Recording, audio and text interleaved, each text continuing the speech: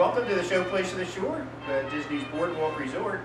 I'm Jim, and I'll be your host today on our Ballyhoo tour. Ballyhoo. Anybody have any idea what Ballyhoo is? A dictionary definition might be an excited commotion, a noisy, attention-getting demonstration. But if you were on the boardwalk in Atlantic City around 1920, you probably heard out of many establishments something like, "Come on over, folks, it's starting right here, right now, and it's all free. Come see what it's all about. This is the one your friends are talking about. This is the one you heard about. Come on over right now. It's right here, and it's starting right now." That's the kind of thing they would have outside of most establishments on the boardwalk, trying to attract people over to go to their store. The trick was that it wasn't always free to get into the show or store or whatever they were pushing at that moment. The person that did that was a barker. But now that we're all here for the Ballyhoo tour, our boardwalk. Boardwalk Resort was opened in July 1st, 1996. The architect, Robert Stern, is a very famous architect. He's the dean of the Yale School of Architecture. And he did many buildings for Disney. He did, some of the buildings he did were at Newport Bay Club in Disney Paris, and Ambassador Hotel in Disney Tokyo. And right across Crescent Lake, he did both Yacht Club and Beach Club. And he was instrumental in creating Celebration. He grew up in Brooklyn, so he would have been familiar with boardwalks. Coney Island had boardwalks, as did Atlantic City. This hotel was really based on one of the grand hotels in Atlantic City, New Jersey, in the 1920s and 30s. It was the destination in the United States. And his whole claim to fame is he takes things from the past and interprets them into a present-day context. And that's what we see here around us today. 1920s, Atlantic City, New Jersey. What was it like? The war had ended a few years before. Women got the vote. Heaven forbid, kids had different ideas than their parents did.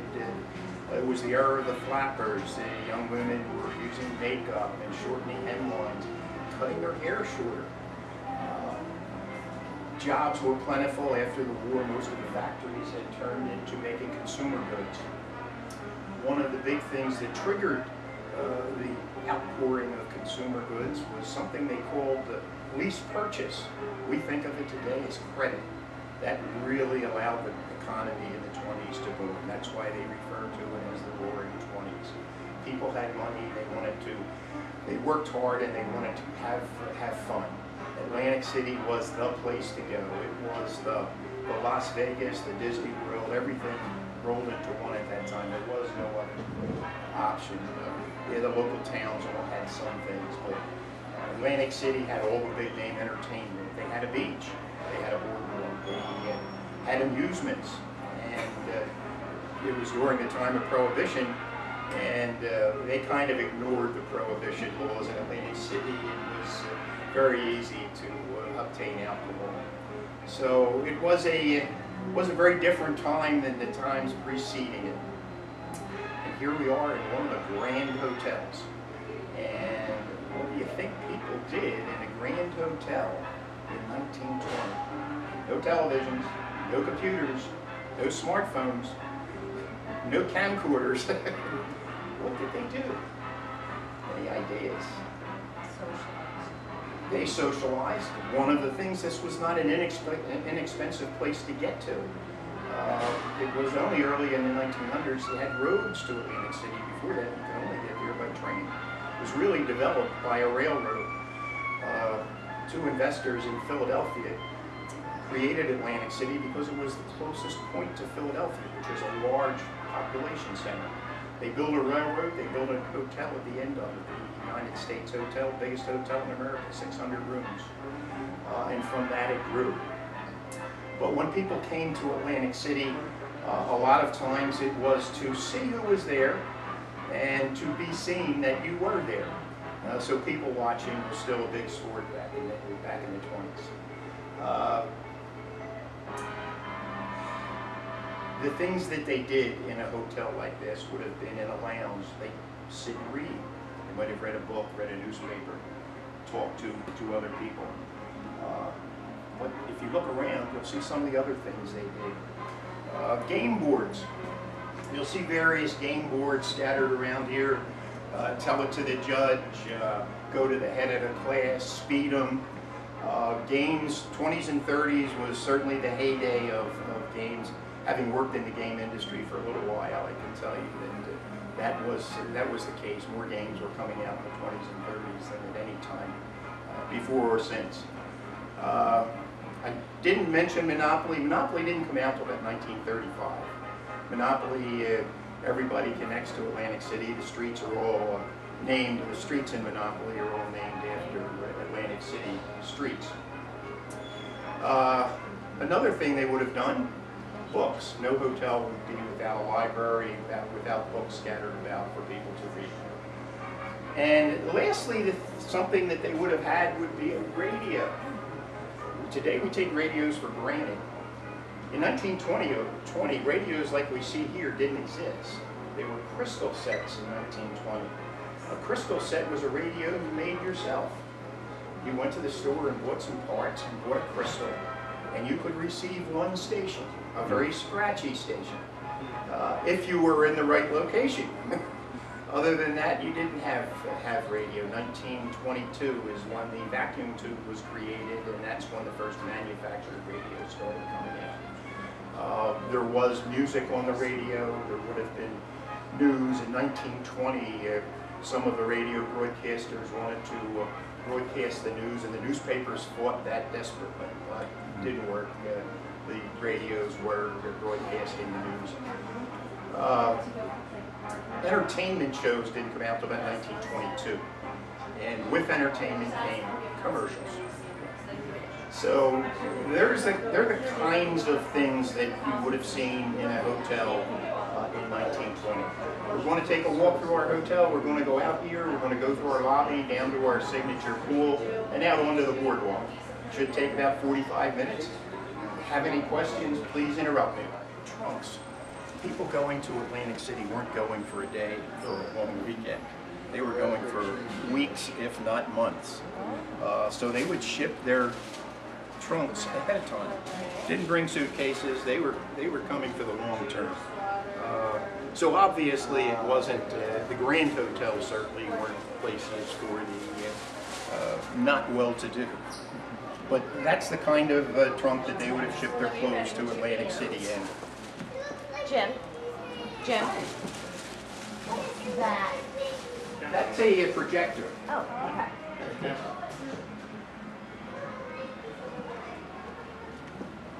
You'll see some small pictures of pieces from the Monopoly games over the years.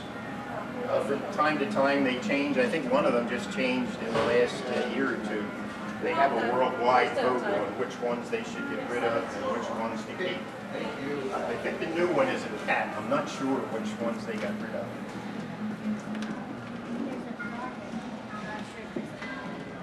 You all look at this picture for a minute. An impression of a seaside dining spot in Atlantic City. Notice the way people are dressed. Not a flip-flop pair of shorts or t-shirt in sight.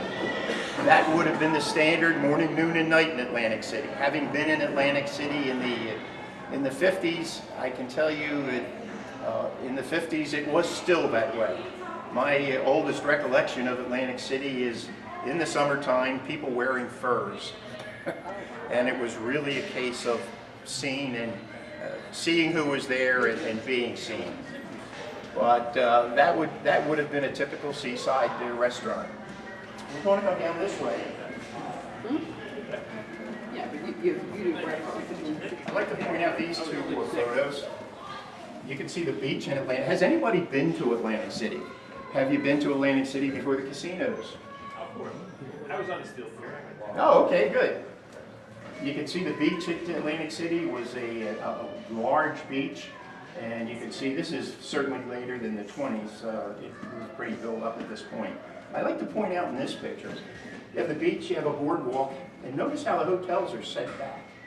Most of the hotels, the Grand Hotels certainly, when they were made, had a big lawn in front.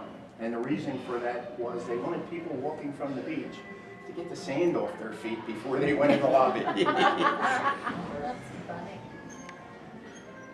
Much the same reason that Walt Disney didn't want to build on the beach himself, right? Right. Yep. Although with Vero Beach Resort, they kind of broke down on that. Yeah, finally had to compromise. Just want to show this an interesting collage.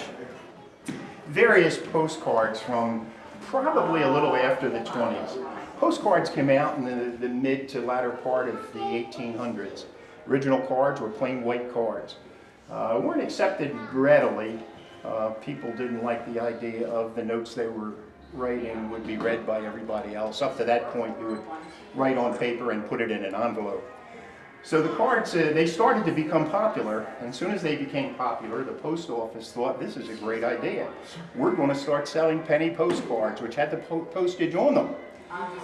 They made all other postcards illegal. So for about 15 years, the post office was the only place you could get a postcard. But then with the advent of improved printing, cards started coming out. The story behind these particular cards, one of the men working in construction on the boardwalk donated these cards to the boardwalk. They were from either his grandmother or his great-grandmother. They were ones she had in a box at home, and he thought Disney might like them, and they made this collage from that. We're going to go this way.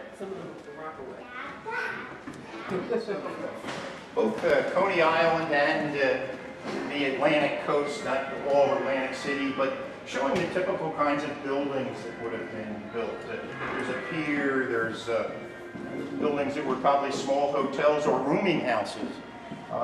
The average working person probably wouldn't stay in a Grand Hotel. They would go to a rooming house, and a rooming house was simply a room that you rented. They would have had the common bathrooms, and that's how you would go for a day or a week if you were going to the shore. You can read all about it. There's a lot of the things will have description cards on them, and you can read about them at your leisure. Going down this way.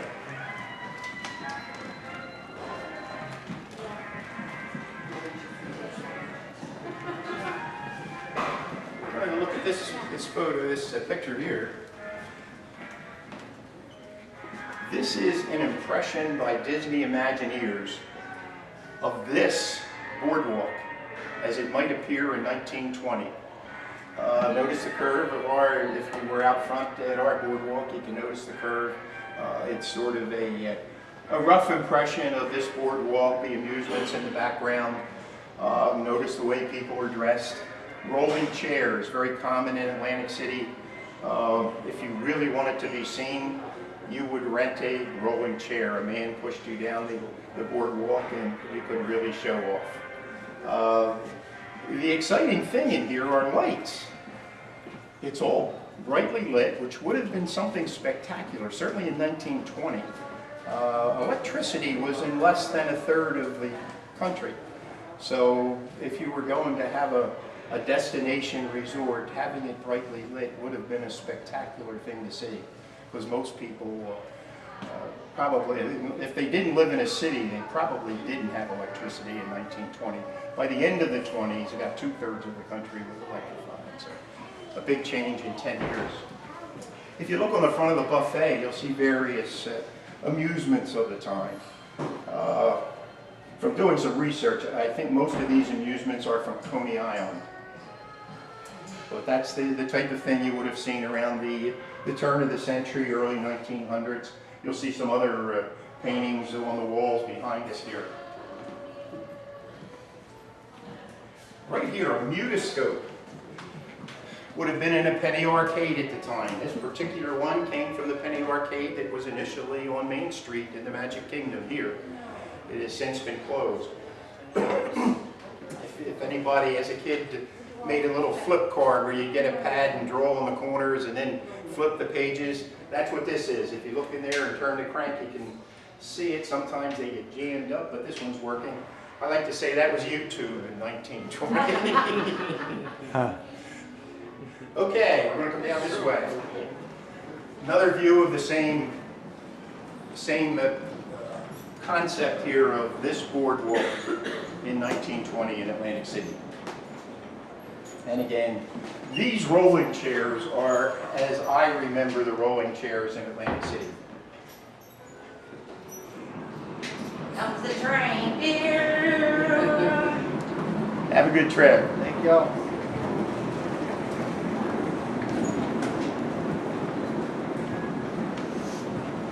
Okay, we're going to move on.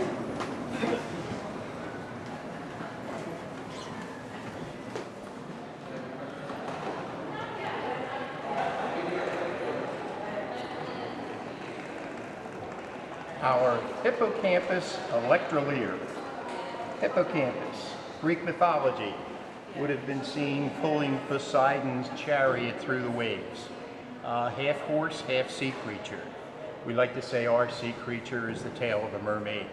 They're covered in 22-karat gold leaf, way over 3,000 pounds. It's the largest chandelier in any Disney resort.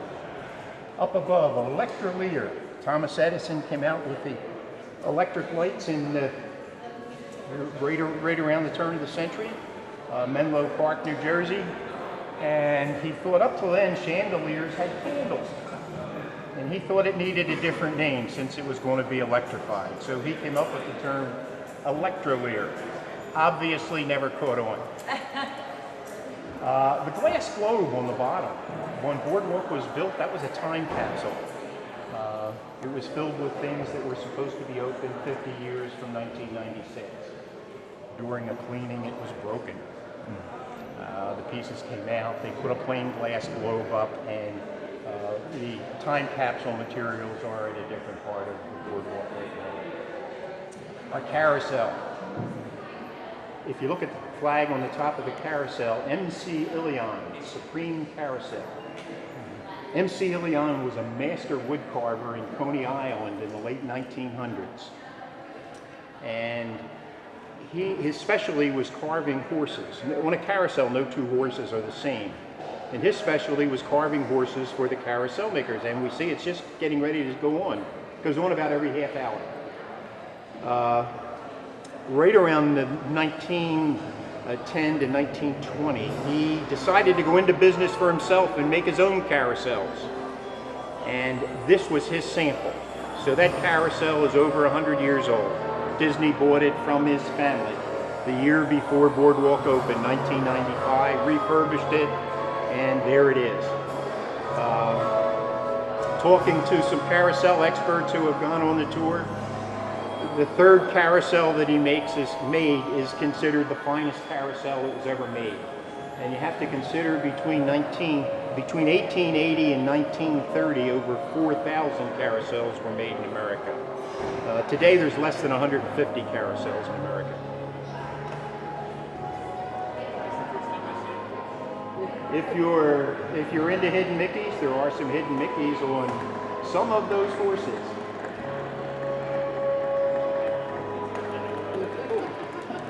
It only goes on like every half hour. And the music comes. When you hear the music go on, you can tell the carousels. We're going to walk over this one.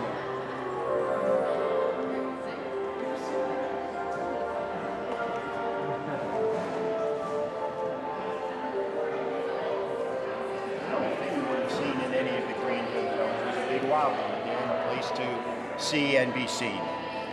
But we're going to look up over the desk here.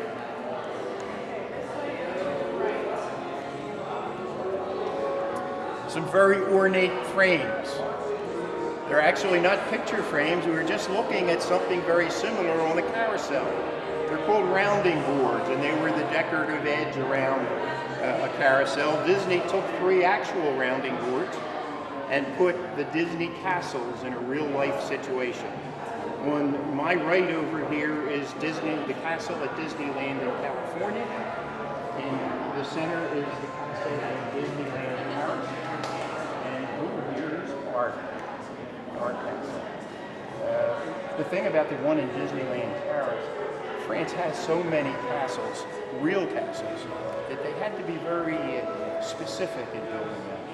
And the people that are, it's been built from 2 actual castles.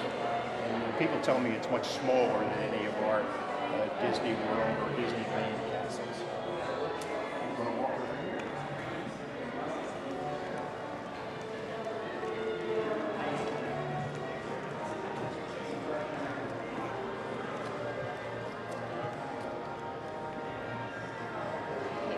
If anybody thinks of some of the thrill rides at Disney World, this was a thrill ride from the late 1800s, Coney Island, New York.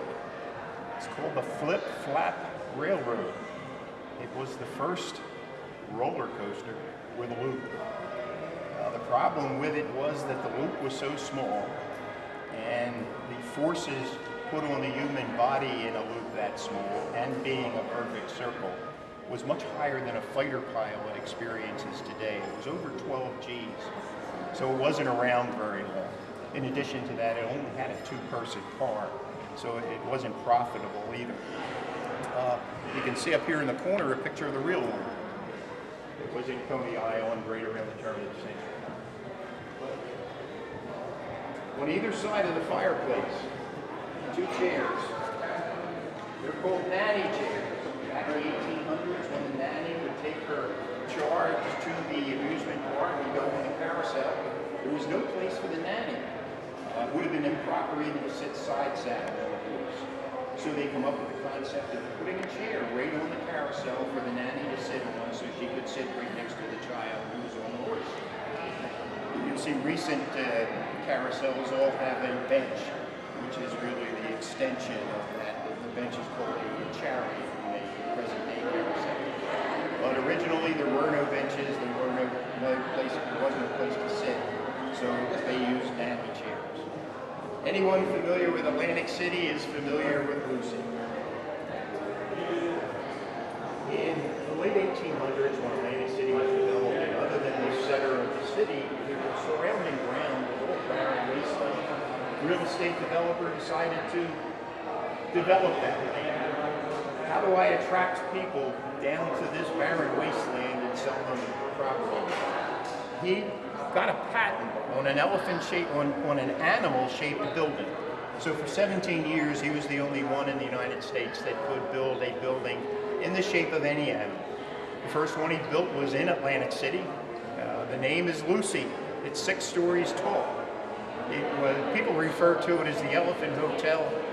In doing research, I can find no instance of it ever used as a hotel. It was a real estate office, a tavern, a store, many things. 1960s, it was in kind of pretty bad shape, and they were going to tear it down, and a committee was formed to save Lucy. One of the things I like to tell is that the head of that committee was a Disney Vacation Club member. His name was Carpenter, and they had it completely refurbished, and in 76, it was declared a National Historic Landmark. So Lucy is there today. In the summertime, you can visit it. You go up the stair. You can see in the one leg, the window. It's a circular staircase that goes up in that one leg. He built 2 others, one in Cape May, New Jersey, which burned down in a fire shortly after it was built.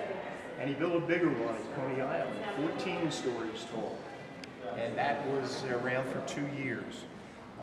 That also burned down. But one of the interesting comments about that was that the first thing that people coming to America saw was the elephant on Coney Island. That was actually it was built before the time of the Statue of Liberty, but it still would have been seen before they ever saw the Statue of Liberty. We're going to walk this way. When Disney creates a theme for any of their resorts, they go into a lot of details, and I like to point this out. This is obviously our lobby store. But the name, Dundee Sundries, I would think most people who see that think, well, they're just 2 names that rhyme, and that's how they come up with it. We're going to be talking about Mr. Dundee in a few minutes. You can see in these carpets by the elevators, some hidden Mickeys here in this big emblem right here. But there's something else in this carpet that most people have walked over many, many times. If you follow the pixie dust, you will come around and see Tinkerbell. On each carpet by every elevator, there are 2 Tinkerbells. And I have, in all the people that have gone through the tour, very few of them have ever seen Tinkerbell, even though they walked across these carpets for years. We're going to be going downstairs. Sorry. Oh. Yeah, they're at every elevator at every floor. We're going to walk this way.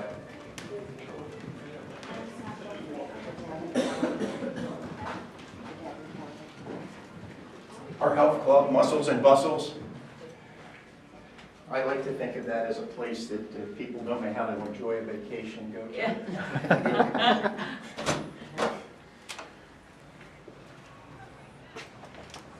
Thank you.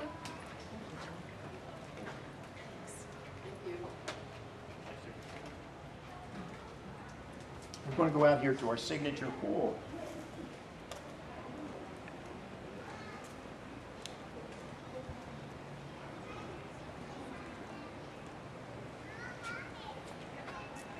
This is our signature pool, Luna Park Pool. Luna Park, one of the 2 big amusement parks at Coney Island, New York, the other being Steeplechase Park. 1901, Pan American Exhibition, Buffalo, New York. 2 people, Frederick Thompson and Skip Lundy. We just saw his name on the drugstore. Came up with a ride called Trip to the Moon. And it was a rocket-shaped thing that you got into. And it shook and it appeared to fly over Niagara Falls. And when you landed on the moon. And when you got off, what did people think the moon was made of many years ago? Cheese. When you got off of this flight to the moon, you met a moon person and he handed you a piece of cheese. It was the biggest hit at the Pan American Exhibition. They bought a closed park in Coney Island. It was Sea Lion Park that had closed. Skip Lundy and Frederick Thompson bought it, and the first thing they did was take their ride from the Pan American Exhibition and bring it down there. It was a huge hit there also. But they named the park Luna Park, Luna being Latin for moon. We're going to look out here. Some of the things we have are slides shaped like a roller coaster that would have been in Luna Park. A real roller coaster, you sit in a car and go around. On our roller coaster, you sit on your keister. We call it the keister coaster, and keister being German for Rome. You come out of the clown's mouth. Clowns were a very big thing back in the 20s and 30s. Clowns would have entertained you standing in line waiting to go on a ride. Elephants, not Disney elephants. Luna Park had a whole herd of elephants. Actually, both amusement parks in Coney Island had herds of elephants you could ride. And one of the things they would do is take the elephants down to the beach and let them wash themselves, rather than the old way of, like in the circus, they would use ladders and brushes and soap and water. But they had an ulterior motive. A herd of elephants on the beach would certainly attract attention from miles in either direction. And hopefully they Would follow the elephants back to Luna Park. So that was really the ulterior motive of that. Our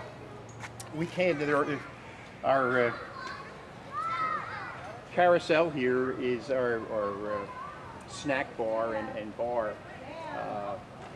It's called Leaping Horse Libations. There was a painting on the side that they're redoing, so we really can't see it. There was a painting from Atlantic City. One of the famous things at the end of Steel Pier in Atlantic City was the high diving horse. You may have heard of it. That's where it was, and that's where it started. And there was a girl that rode the horse. The horse would climb up on a platform about 40 feet above a tank of water and dive into the tank of water. Her name was Sonora Carver. Sonora Carver rode the horses for 13 years. After her second year, she hit the water the wrong way and was blinded. Both her retinas were detached. And the vice presidential suite here at the boardwalk is called the Sonora Suite. Disney made a movie of her life in the early 1900s, Wild Hearts Can't Be Broken. And I was just reading some comments that Sonora Carver had made about the movie was that it was pure fiction. She said the only thing true in it was that I was a woman and that I rode a horse in Atlantic City. We're going to walk out here. I'd like to point out our lawn. We saw in the photo up there the big lawn in front of it. Again, some of the attention to detail that the architect took in putting the boardwalk together to make it historically proper. And again, one of the reasons for it was to get the sand off of people's feet. And you might see, even here, you might see people playing croquet or having a picnic, or there's all sorts of events that happen on our lawn during the course of the year. But we're going to walk out to our boardwalk.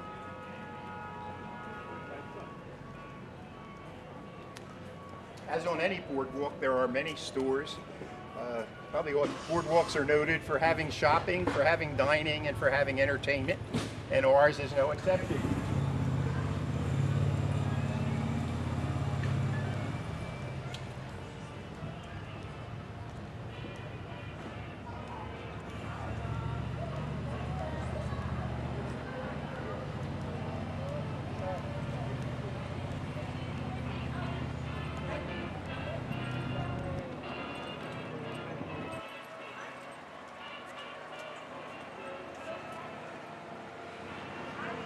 Boardwalks. Our particular boardwalk is made of a very unusual wood called Eki wood, E-K-K-I. It's from Africa. Impervious to water, impervious to mold, impervious to insects. It's so dense it has to be cut with a diamond blade. As in many things that Disney does, and I see that from personal experience, they use the best possible things with an ulterior motive. They don't want to have to maintain it. There'll be somebody out here most nights washing the boardwalk down with a high pressure washer. The real boardwalks, Atlantic City, New Jersey. Originally they were simply boards that were put down on the sand. They put them down in the morning, take them up at night. They would put it across the front of the hotel and back to the hotel. Again, ulterior motive, keep the sand out of the lot. If people were walking on that, the sand would come off their feet. After Atlantic City started to grow, the first boardwalk they built as a permanent boardwalk was 8 feet wide and 1 mile long. Quite an impressive accomplishment at the time. One of the stories I like to tell about that is that it had no railings. And as today on the boardwalk, flirting is a very popular thing in the 20s. Many people fell off the boardwalk because of no railings and because of flirting. Today the boardwalk in Atlantic City is 6 miles long and I think 65 feet long, so quite a difference. If we look down at our stores, the kinds of stores we have, Screen Door General Store is pretty much self-explanatory. They have almost everything. The little sign you see right at the end of the screen door is Character Carnival. They have various Disney characters. And one of the other things you can do when you're in the park shopping, if you don't want to carry it back to Boardwalk, you can have them ship it to Boardwalk, and that's where they ship it to, Character Carnival. That's where you will pick up your Down this way, just want to point out some of the establishments. Flying Fish Cafe, our signature restaurant. I just found out recently that that's Bob Iger, the chairman of Disney's favorite restaurant in all of Disney. And he stays at Boardwalk, as do most of the performers at Epcot. Wow. So we get to see a lot of different faces here. Next to it, Seashore Sweets. Confection served with affection. The story behind Seashore Sweets is 2 young ladies went to Atlantic City for the Miss America contest. Didn't do well, but liked the city so well, they stayed and opened a candy shop. And that's Seashore Sweets, candy, ice cream. We're going to be going in there in a minute. Kozina. Kozina is Greek for kitchen. Pat Gore is the only female Iron Chef. If you've ever watched Iron Chef on television, Kat was the only one, the only female to win that. Unfortunately, that restaurant is closing very soon. It's going to be replaced by an Italian restaurant, Trattoria. Boardwalk Bakery, another must-see. If you haven't been in there, just to look. You should get in there and see what they have to offer. They have some spectacular things and some great food. And there's an arcade next to it.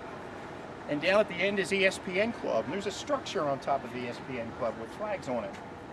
That is a replica of the tank that the horse dove into on the end of Steel Pier in Atlantic City. The high diving horse would dive into that size tank. We're going to go inside here.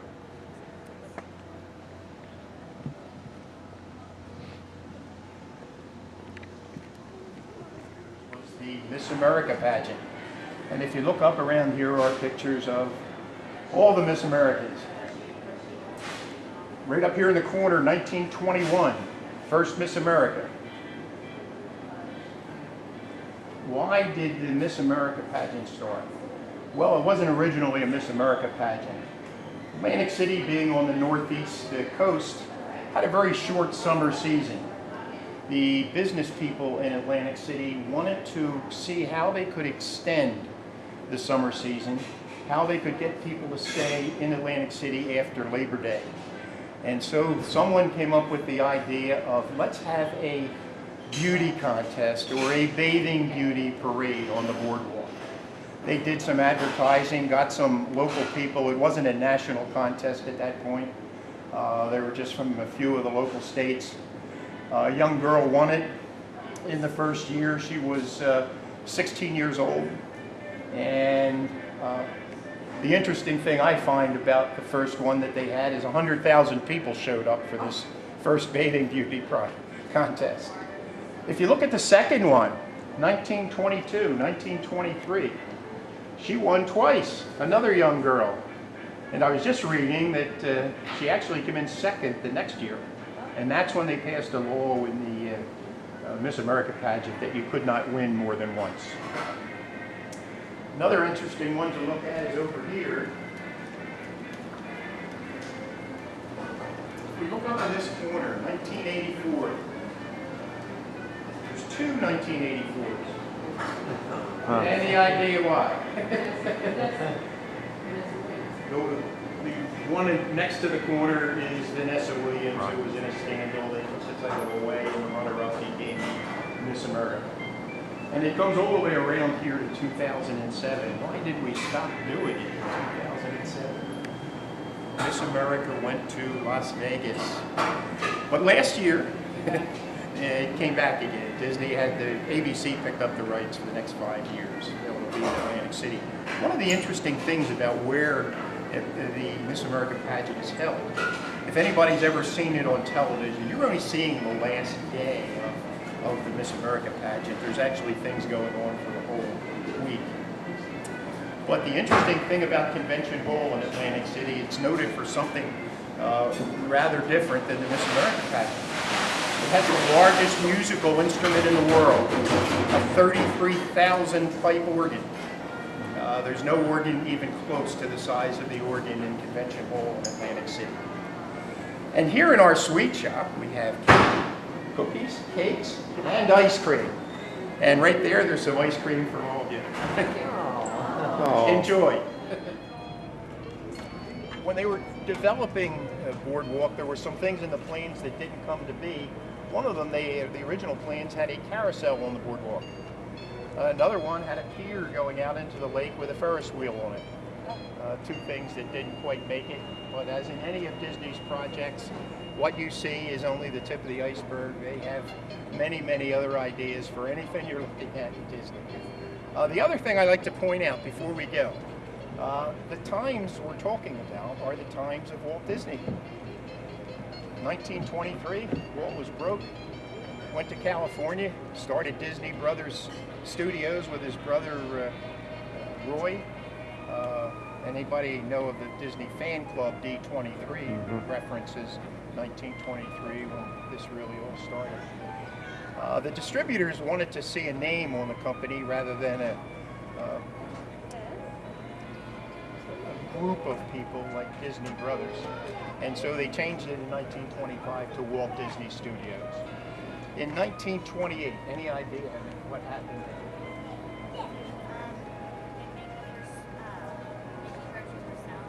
Yes, the first cartoon with a mouse, and it was a sound cartoon.